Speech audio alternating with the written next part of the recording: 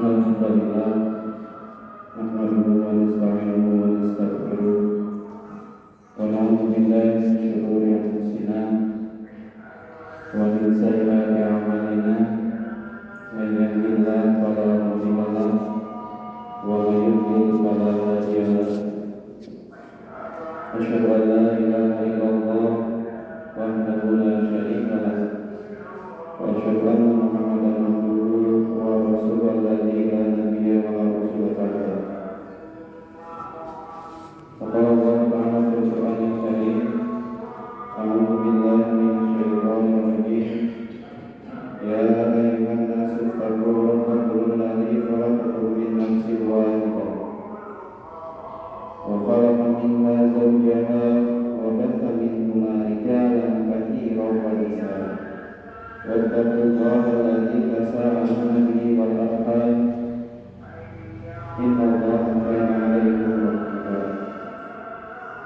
وقال أيضا يا أيها الذين آمنوا اتقوا الله حق تقاته ولا تموتن إلا وأنتم مسلمون. Hadirin sidang Jumat yang dimuliakan Allah Subhanahu wa taala, puji syukur kita panjatkan pada Allah Subhanahu wa taala. Pada waktu ini Allah masih terus memberikan kita kesempatan untuk senantiasa memperbaiki diri, meningkatkan kualitas ketakwaan kita kepada Allah Subhanahu wa taala. Mudah-mudahan kita berharap seluruhnya agar setiap waktu yang kita jalani, setiap hari yang kita jalani ini meningkat kebaikan kita semuanya. Hadirin sidang Jumat yang dimuliakan oleh Allah Subhanahu wa taala, Ibnu Hibban meriwayatkan salah satu hadis dalam kitab sahihnya diterima dari Abu Hurairah secara marfu, yang kemudian Nabi Shallallahu Alaihi Wasallam menyebutkan berkaitan dengan 7 pertanyaan Nabi Musa kepada Rabb-Nya. Di antara 7 pertanyaan tersebut, yang pertama disebutkan bahwa Nabi Musa alaihissalam bertanya, Ya Rabbi, ayu ibadika taqwa. Wahai Tuhanku, tolong kabarkan kepadaku, tolong ceritakan kepadaku, siapakah hamba-Mu yang paling bertakwa? Ini jadi pertanyaan pertama yang dilontarkan oleh Nabi Musa alaihissalam. Kemudian Allah Subhanahu wa taala menjawab, alladzi yadhkuru wa la yansa, bahwa orang yang paling bertakwa adalah mereka yang selalu ingat kepadaku, dan orang yang paling bertakwa adalah mereka yang tidak pernah lupa terhadapku. Ini jawaban yang diberikan oleh Allah Subhanahu wa taala mengenai takwa itu sendiri. Kemudian Ibnu Taimiyah menyebutkan bahwa hakikat takwa yaitu melaksanakan apa yang diperintahkan oleh Allah Subhanahu wa taala, kemudian melarang atau menjauhi apa-apa yang telah dilarang oleh Allah Subhanahu wa taala. Lebih jauh, Imam Ibnu Qayyim menjelaskan bahwa hakikat takwa yaitu melaksanakan ketaatan kepada Allah Subhanahu wa taala. Dengan melaksanakan ketaatan tersebut dibarengi dengan iman serta mengharapkan pahala dari Allah Subhanahu wa taala. Baik nanti ini berupa perintah ataupun larangan. Sehingga hadirin sidang Jumat yang dimuliakan oleh Allah Subhanahu wa taala, yang dimaksud dengan takwa ialah mengamalkan apa yang diperintahkan oleh Allah Subhanahu wa taala. Beriman kepada yang memerintahkannya serta meyakini seluruh janji-janjinya. Kita yakin bahwa Allah Subhanahu wa Ta'ala berjanji dalam kitab-kitabnya, dalam kitab Al-Quran, maka orang yang bertakwa dia yakin terhadap janji-janji yang diberikan oleh Allah Subhanahu wa Ta'ala. Selain itu juga meninggalkan apa yang dilarang oleh Allah Subhanahu wa Ta'ala. Karena beriman kepada yang melarangnya serta takut dengan ancamannya. Selain kita mempercayai janji Allah Subhanahu wa Ta'ala, juga orang bertakwa itu adalah mereka yang takut dengan ancaman Allah Subhanahu wa Ta'ala. Maka sungguh benar-benar ancaman Allah Subhanahu wa Ta'ala yang ada dalam Al-Quran, yang ada dalam kitabnya, maka ini merupakan satu keadaan yang benar adanya. Atas hadirin sidang Jumat yang dimuliakan oleh Allah Subhanahu wa Ta'ala, maka bagaimana agar Allah Subhanahu wa Ta'ala kita senantiasa mengingatnya, kita tidak melupakannya. Maka pahami bahwa Allah Subhanahu wa Ta'ala Maha berkuasa atas segala sesuatu. Allah Subhanahu wa Ta'ala Maha melihat terhadap apa-apa yang tidak mungkin tidak manusia lihat. Di antaranya kata Allah Subhanahu wa Ta'ala, la tudrikul absar, bahwa dia tidak dapat dicapai oleh penglihatan mata. Wa huwa yudrikul absar, sedangkan dia dapat melihat segala yang kelihatan. Maka ini sifat Allah Subhanahu wa Ta'ala. Allah tidak bisa dilihat, tetapi Maha melihat apa yang tidak manusia lihat. Kemudian hadirin sidang Jumat yang dimuliakan oleh Allah Subhanahu wa Ta'ala, pertanyaan yang kedua dilontarkan oleh Nabi Musa alaihissalam pada Allah Subhanahu wa Ta'ala, bahwa kata Nabi Musa alaihissalam disebutkan, fa inna dzalika anta, wahai Allah, ya Allah, siapa hambamu yang paling mendapat petunjuk, yang paling mendapat petunjuk, maka kabarkan kepadaku siapa dia. Maka Allah Subhanahu wa Ta'ala menjawab, alladzi tataba'an huda, bahwa orang yang mendapat petunjuk, orang yang paling mendapat petunjuk adalah mereka yang mengikuti petunjuk itu sendiri. Kita tahu bahwa Al-Quran ini diturunkan oleh Allah Subhanahu wa Ta'ala sebagai hudan, sebagai petunjuk bagi orang-orang yang menjadikan Al-Quran itu petunjuk. Selain itu juga Al-Quran ini jadi rahmat, jadi obat. Maka alangkah ruginya kita tahu Al-Quran ini sebagai petunjuk, tetapi kita tidak menjadikan pedoman untuk kehidupan kita. Kita mungkin sering lalai terhadap Al-Quran, jarang membacanya, atau malah membiarkannya begitu saja. Maka janganlah kita semuanya hindarkan sifat-sifat tersebut. Jauhkan sifat-sifat kita dari lalai untuk menjadikan Al-Quran ini sebagai petunjuk. Hadirin sidang Jumat yang dimuliakan oleh Allah Subhanahu wa Ta'ala, Allah Subhanahu wa Ta'ala mengancam orang yang menjauhkan dirinya dari Al-Quran, maka dia akan menjadi teman setan. Hal ini tercantum dalam Quran surat Az-Zukhruf ayat 36. Allah Subhanahu wa Ta'ala berfirman, wa man yakhsha an dzikrir rahman, bahwa dan barang siapa yang berpaling dari pengajaran Allah Subhanahu wa Ta'ala yang Maha Pengasih, yaitu Al-Quran, naqayyidallahu syaitan fahuwa lahu qarin, bahwa kami biarkan setan disesatkan dan menjadi teman karibnya. Ini ancaman yang diberikan oleh Allah Subhanahu wa Ta'ala.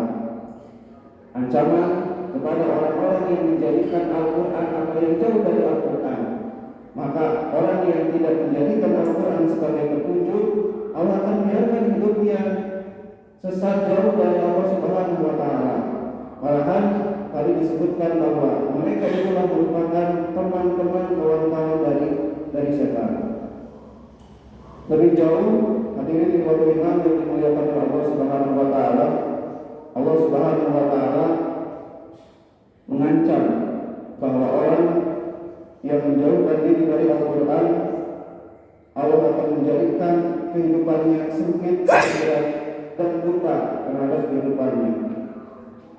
Hal ini sebagaimana tertulis dalam surat Toba ayat 124. Allah Subhanahu wa taala berfirman, "Wa man a'rada 'an dzikri," dan barang siapa yang berpaling kepada atau dari peringatanku, fa inna lahu ma'isyatan, maka sungguh dia akan menjalani kehidupan yang begitu sempit.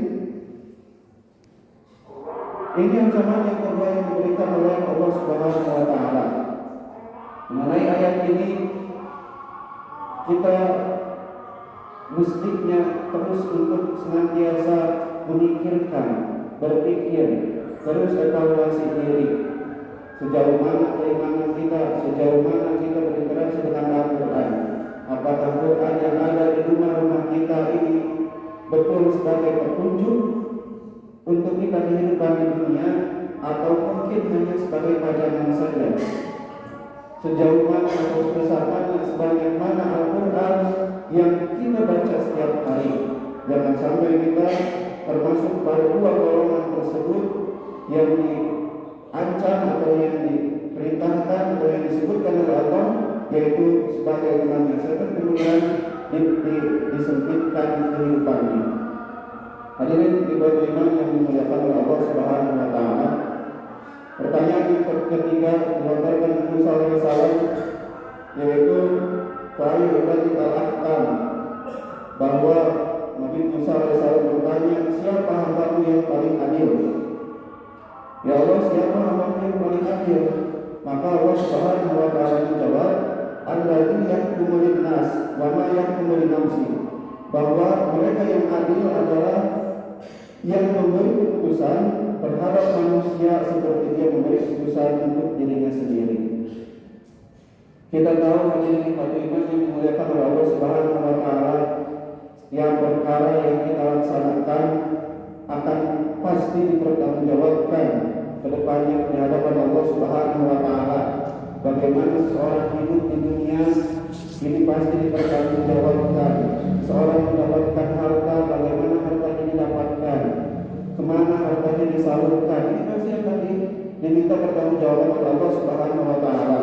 Begitupun pemimpin, sekecil apapun jabatan yang dia miliki, nanti akan diminta pertanggungjawabannya. Sejauh mana dia melaksanakan kewajibannya sebagai pemimpin. Maka yang memberi keputusan terhadap manusia seperti dia memberi keputusan untuk dirinya sendiri. Ketika dia menghukumi satu hukum, maka harus dengan melaksanakan hukum tersebut secara adil. Jangan sampai dia mengikuti hawa nafsunya. Karena apa? Sekali lagi, setiap yang kita laksanakan, setiap yang kita lakukan, maka ini pasti akan diminta pertanggungjawaban oleh Allah Subhanahu wa taala. Hadirin iman yang dimuliakan oleh Allah Subhanahu wa taala. Pertanyaan keempat yang dilontarkan oleh Musa alaihissalam, yaitu ayu ibadika a'lam, bahwa Nabi Musa bertanya, ya Allah, siapa hambamu yang paling berilmu? Siapa hambamu yang paling berilmu? Allah Subhanahu wa taala menjawab bahwa orang berilmu itu yang tidak pernah puas dengan ilmunya, yang menyatukan ilmu manusia dengan ilmu Allah Subhanahu wa taala. Seorang yang tidak pernah puas terhadap apa yang dicapainya dalam hal ini berkaitan dengan ilmu, maka ini menunjukkan kualitas keilmuan seseorang. Banyak ulama-ulama yang membagi nanti tingkatan belajar itu pada 3 tingkatan. Di antaranya ketika seseorang masuk pada tingkatan yang pertama, dia akan merasa sombong, merasa paling tahu. Ini orang yang masuk kepada tingkatan yang pertama, dia merasa paling tahu terhadap apa yang dia pelajari. Kemudian tingkatan yang kedua, dia terus belajar sehingga nantinya dia merasa rendah hati. Dia mulai mengakui, dia mulai menyadari bahwa itu yang dia dapatkan tidak ada apa-apanya. Kemudian masuk nanti pada tingkatan yang ketiga, yaitu dirinya belum falsafah. Dia sangat merasa jauh terhadap ilmu tersebut. Dia merasa tidak memiliki pemahaman apa-apa. Karena pada hakikatnya ilmu yang dia pelajari, ilmu yang kita pelajari ini sangat luas sekali. Ini sebagaimana tercantum dalam hadis bahwa kata Rasulullah SAW, "Wa man arada dunya fa'alaihi ilmi." Ketika seseorang ingin mendapatkan kebahagiaan dunia, maka harus dengan ilmu. Wa man arada al-akhirah fa'alaihi ilmi. Ketika seseorang ingin kebahagiaan akhirat, harus dengan ilmu. Wa man arada ma fa'alaihi ilmi.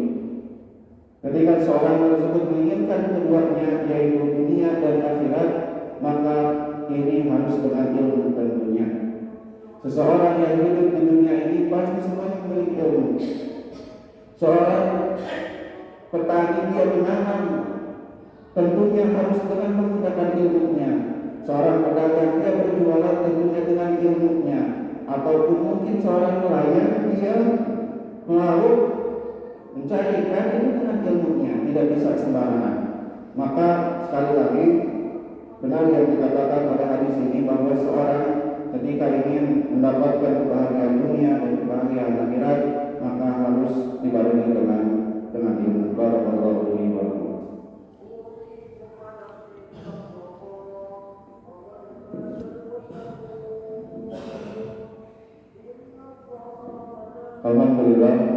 Alhamdulillahilladzi arsala rasulahu bil huda wa dinil haq liyudhhirahu 'ala dini kullihi wa kafaa billahi shahidan. Asyhadu an la ilaha illallah wahdahu la syarika lah wa asyhadu anna Muhammadan abduhu wa rasuluhu la ilaha illallah wa rasuluhu ba'da. Pertanyaan kalimat yang dilontarkan oleh Nabi Musa alaihissalam kepada Allah Subhanahu wa taala, yaitu lain dibandingkan azab, bahwa kata Nabi Musa alaihissalam, "Wahai Allah, siapakah dari hamba ini yang paling mulia?" Allah Subhanahu wa taala menjawab, "Tidak pada Arafah, bahwa orang yang paling mulia adalah yang ketika mampu, seorang tersebut ketika mampu membalas, tetapi dia malah memilih untuk memaafkan." Al-Afu, ketika kita melihat atau mencari makna dari al-afu ini, maka maknanya yaitu ia tidak menyakiti orang yang telah berbuat jahat padanya, walaupun dia mampu untuk membalasnya. Al-afu ini memiliki makna ketika seseorang dizalimi oleh orang lain, disakiti oleh orang lain, dia mampu untuk membalasnya, tetapi dia tidak membalasnya, dia lebih memilih untuk memaafkannya. Maka predikat orang seperti ini disebutkan oleh Allah Subhanahu wa taala sebagai hamba yang mulia, hamba yang mulia di sisi Allah Subhanahu wa taala. Pertanyaan yang kedua yang dilontarkan oleh Nabi Musa alaihissalam, yaitu fa'in dari al-ghina, bahwa kata Nabi Musa alaihissalam, siapakah pula orang yang paling kaya itu? Kata Allah Subhanahu wa taala, "Alladzi yarda bima utiya," bahwa orang yang paling kaya yaitu mereka yang ridho atas apa yang diberikan kepadanya. Rasa syukur harus senantiasa kita tanamkan dalam diri kita. Sekecil apapun nikmat yang diberikan oleh Allah Subhanahu wa taala, pasti akan selalu memberikan dampak bagi kita semuanya. Maka sekali lagi, alangkah luar biasanya rasa syukur ini ketika sudah dimiliki oleh setiap manusia. Sekecil apapun, sekali lagi pasti sangat berpengaruh terhadap dirinya, sehingga nanti ini berkaitan dengan dia memiliki rasa syukur, merasa cukup terhadap apa yang diberikan oleh Allah Subhanahu wa taala. Hadirin sidang iman yang dimuliakan oleh Allah Subhanahu wa taala, setidaknya nanti ada dua dampak positif ketika seorang bersyukur. Di antaranya, orang tersebut yang pertama akan senantiasa bahagia karena merasa cukup, karena dia tidak pernah memikirkan hal-hal yang buruk terhadap Allah Subhanahu wa taala, maka hidupnya akan bahagia. Yang kedua, tentu jelas dari Allah Subhanahu wa taala ketika seseorang bersyukur maka Allah akan mendapatkan nikmatnya. Syakartum la'azidannakum wa la'in kafartum inna 'adzabi lasyadid. Bahwa seorang ketika bersyukur maka ini akan menjadikan dia untuk menambah nikmat yang diberikan kepadanya oleh Allah Subhanahu wa taala. Hadirin sekalian yang dimuliakan oleh Allah Subhanahu wa taala. Pertanyaan yang terakhir yang dilontarkan oleh Nabi Musa alaihissalam kepada Allah Subhanahu wa taala yaitu fa'ibadika afqar, bahwa Nabi Musa bertanya bahwa siapakah orang yang paling fakir tersebut, orang yang paling fakir. Maka Allah Subhanahu wa taala menjawab, orang yang paling fakir adalah orang yang merasa serba kekurangan. Orang yang merasa serba kekurangan ketika seorang mengikuti hawa nafsunya, sebesar apapun, sebanyak apapun kenikmatan yang dia peroleh, kenikmatan yang telah dia pergunakan, tetapi tidak dibarengi dengan rasa syukur, maka orang tersebut akan senantiasa merasa kekurangan. Ini berbalik dengan poin nomor 6. Ketika kita bersyukur, maka sekecil apapun pasti orang tersebut merasa cukup. Tetapi hal yang ini, orang yang fakir itu merasa tidak cukup terhadap yang diberikan oleh Allah Subhanahu wa taala. Hadirin terjemah yang dimuliakan oleh Allah Subhanahu wa taala.